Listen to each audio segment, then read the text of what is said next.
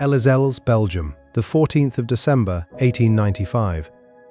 More than 30 members of a local brass band sit down together at a village pub after playing at a funeral.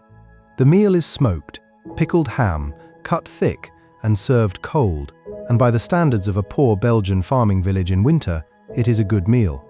Within a day, almost every man at that table is sick. Not ordinary sick, their vision blurs. Their eyelids sag until some of them can no longer hold their eyes open. Their throats close around their own swallowing. Some can no longer lift their arms. Within a week, 3 of them are dead, and 10 more are critically ill, paralysis climbing their bodies from the outside in, while their minds stay completely, horribly clear.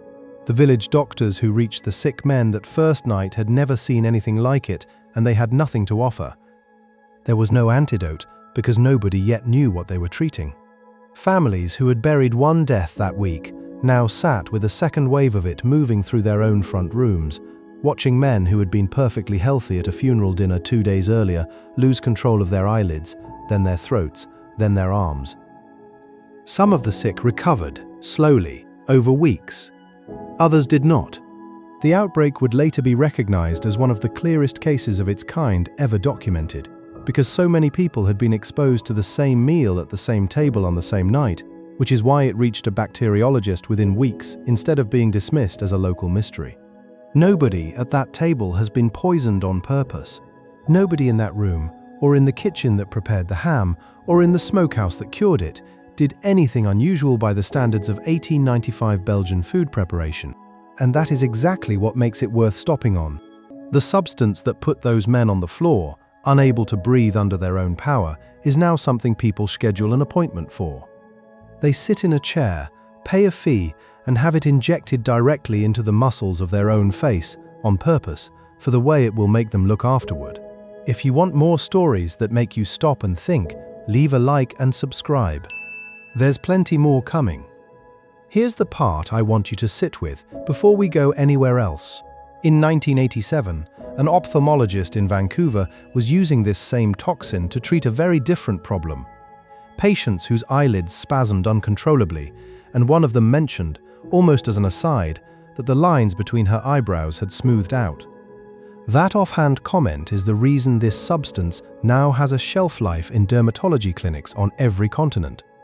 We'll get to exactly how a paralytic poison became a wrinkle treatment. First, you need to understand what this thing actually is, because the numbers are almost impossible to hold in your head.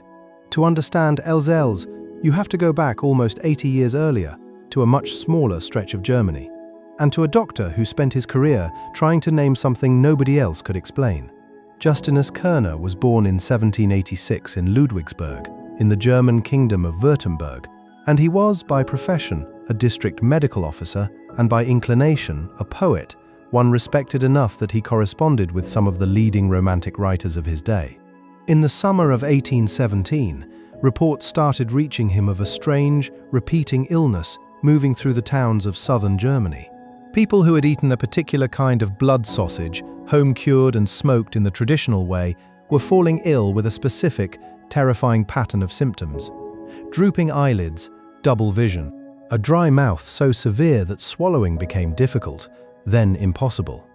Paralysis spreading downward through the body, while, in most cases, the person's mind remained entirely lucid until the moment their breathing muscles gave out. Kerner did not have a microscope capable of finding what was causing it, and germ theory as a science did not yet exist. What he had was patience and a willingness to actually go and interview the survivors and the families of the dead. Between 1817 and 1822, he collected and published the first genuinely systematic account of this illness, working out that it was tied specifically to improperly prepared sausage, and he coined the German term for it, worst gift, sausage poison.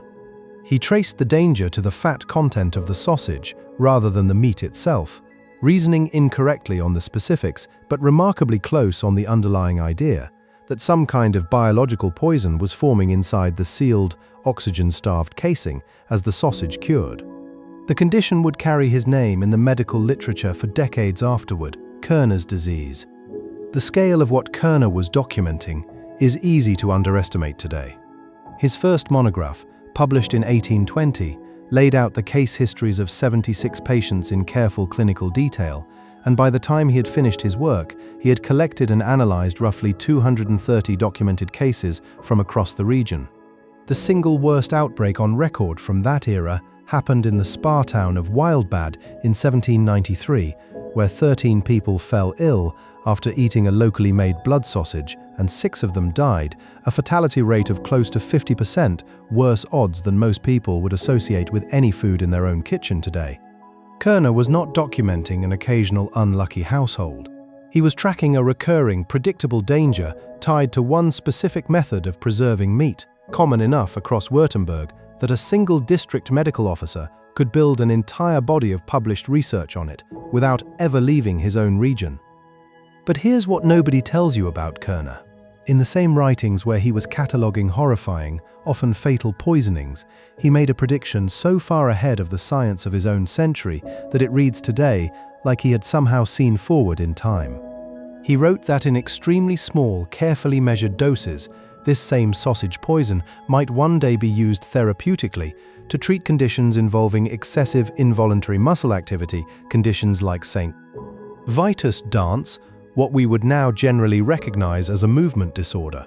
He had no way to test that idea. He had no way to isolate the substance, no way to purify it, no way to measure a safe dose against a lethal one. He simply looked at a poison that shut muscles down and reasoned that a poison which shuts muscles down might, in the right hands and the right quantity, be made to shut down only the muscles you wanted stopped. That idea would sit essentially untouched for more than 100 years.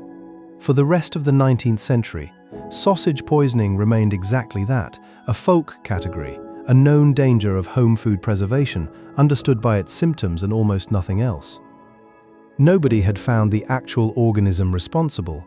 That is where Elezels comes back in, because the outbreak at that funeral dinner in December 1895 did something the earlier cases hadn't.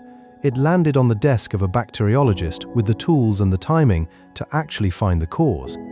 Emile Pierre-Marie van Ermengem was a professor at the State University of Ghent, and when samples of the contaminated ham and tissue from one of the deceased musicians reached his laboratory, he did something that had not reliably been done before.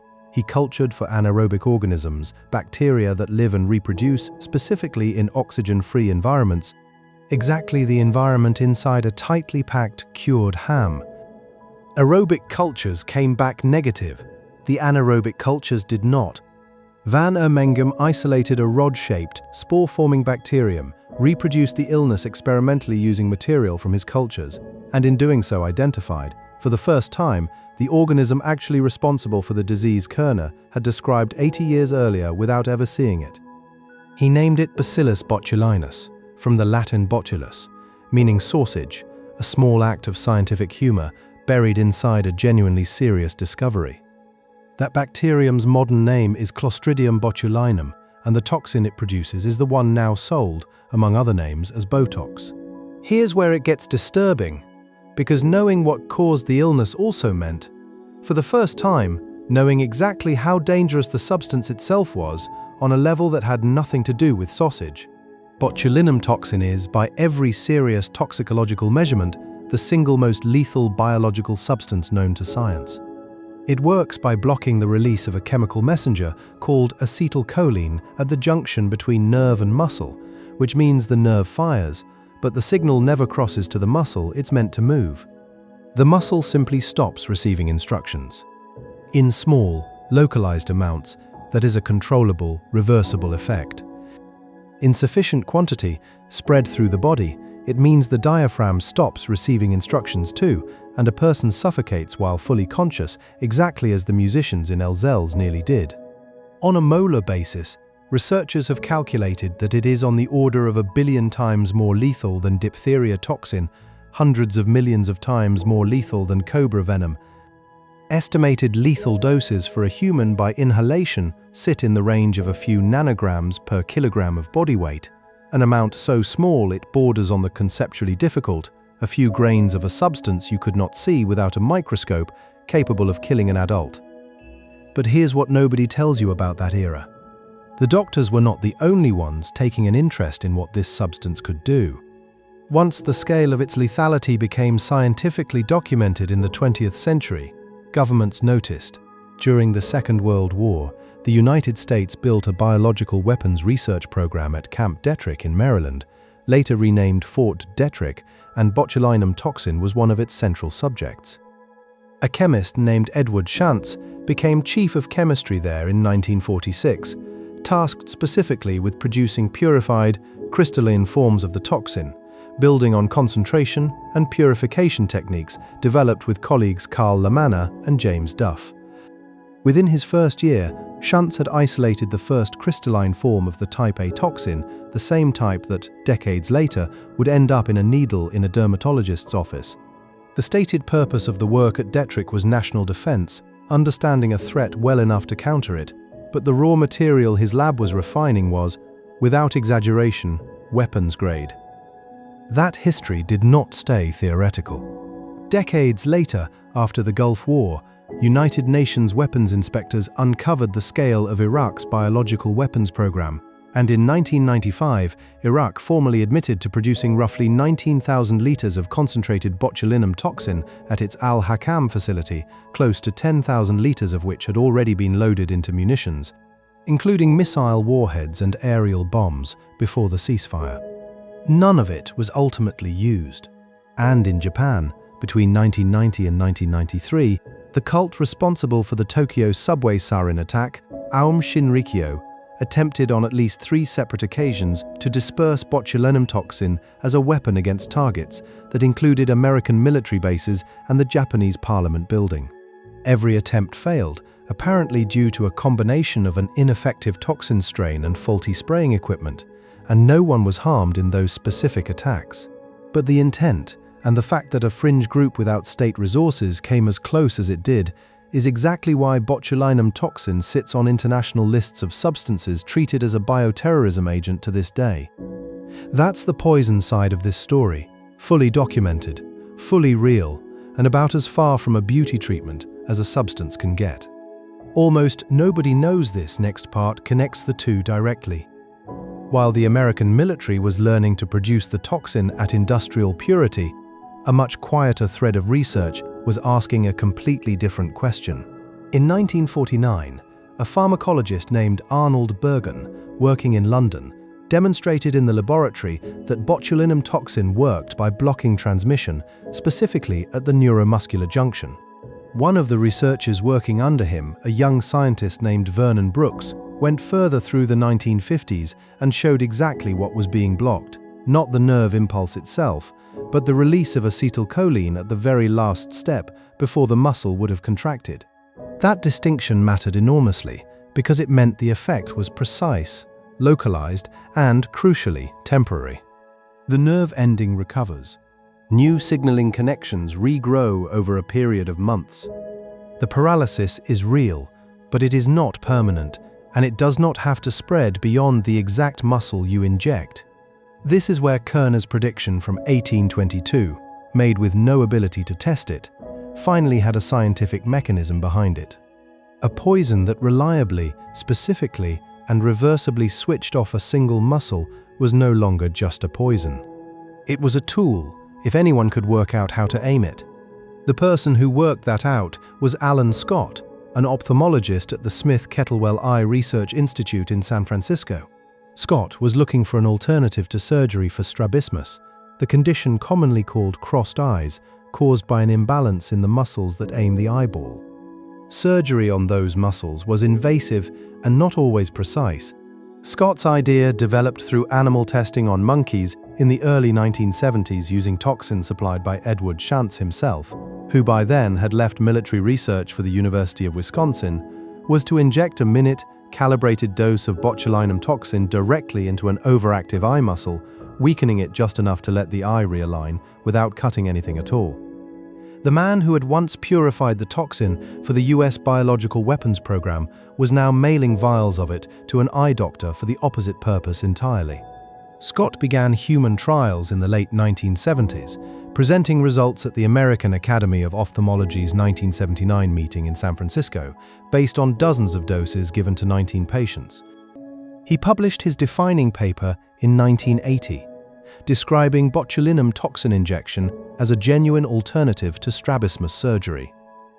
He called his formulation oculinum, and on the 29th of December 1989, the FDA formally licensed it for strabismus and for blepharospasm, the uncontrollable eyelid spasming that had also plagued patients for years with no good treatment.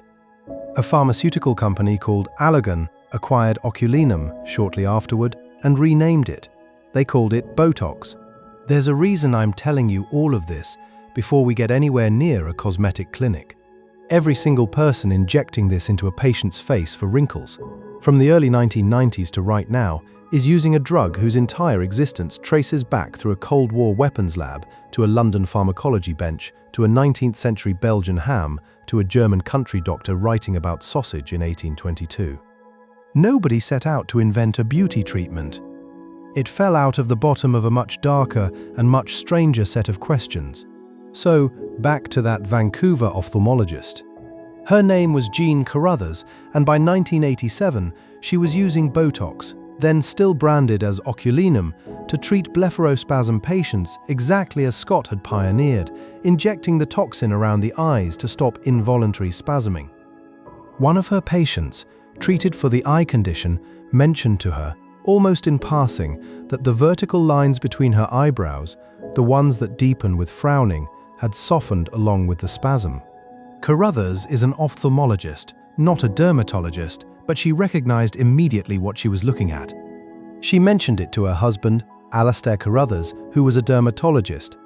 And between them, they started deliberately testing the toxin on the small muscles that cause frown lines, rather than treating it as an incidental side effect to note and move past.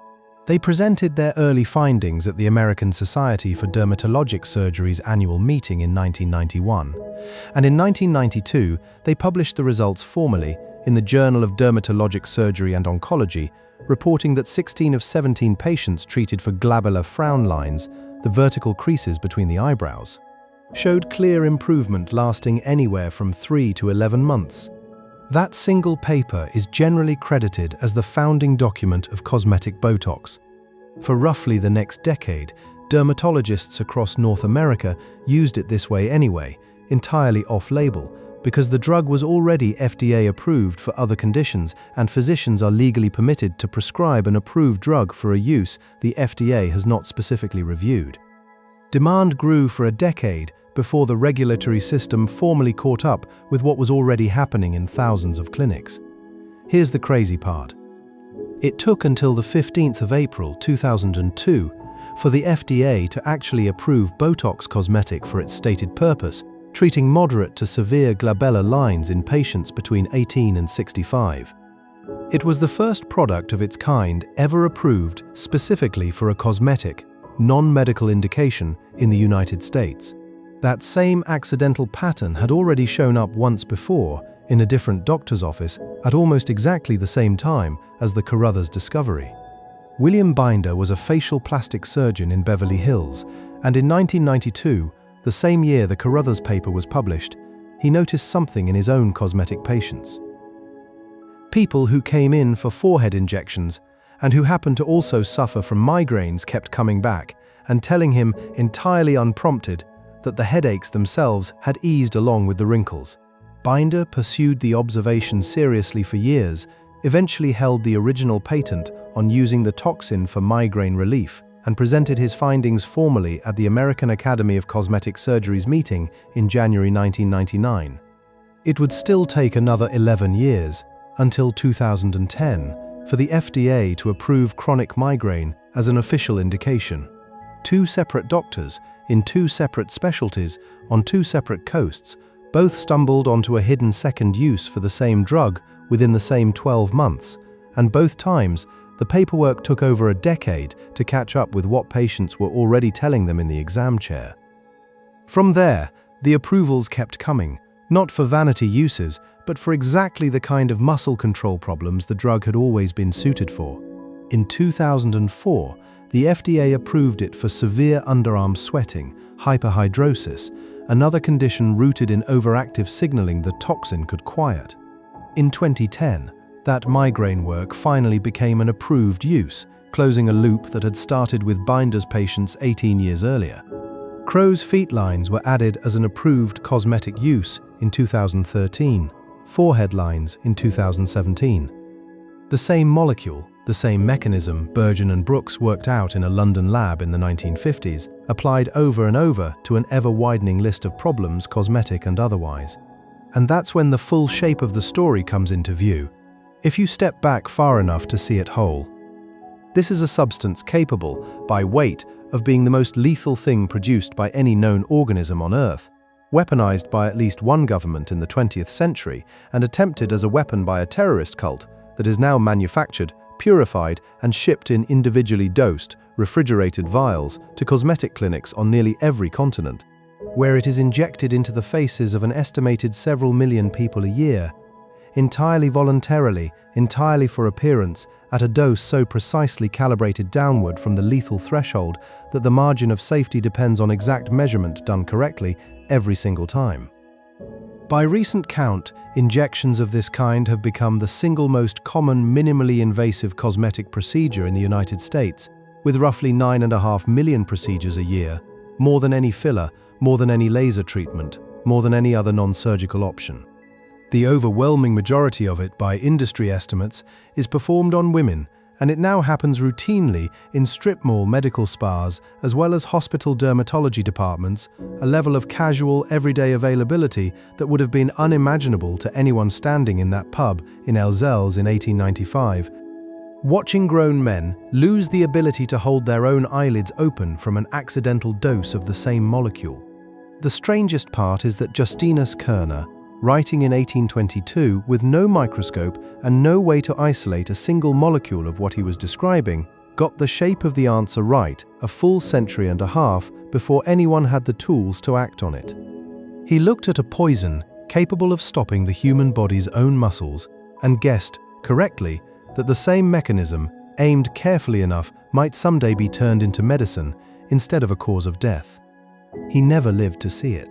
He died in 1862, more than 30 years before van Ermengem even found the organism responsible for the disease Kerner had named. Go back one more time to that pub in Elzels, December 1895. 30-some musicians at a table, eating cured ham after a funeral, with no idea that the substance quietly working through their nervous systems would, within 100 years, be intentionally introduced into human tissue on purpose in carefully measured, medically supervised amounts by people who had paid for the privilege. 3 of those musicians died from an accidental exposure to a poison that other people, a century later, would voluntarily schedule appointments to receive. We spend enormous effort keeping poison out of our bodies. And then, when the dose and the delivery are controlled precisely enough, we invite a little of it back in on purpose and call it beauty. That's the story, or as close to it as anyone's ever gotten.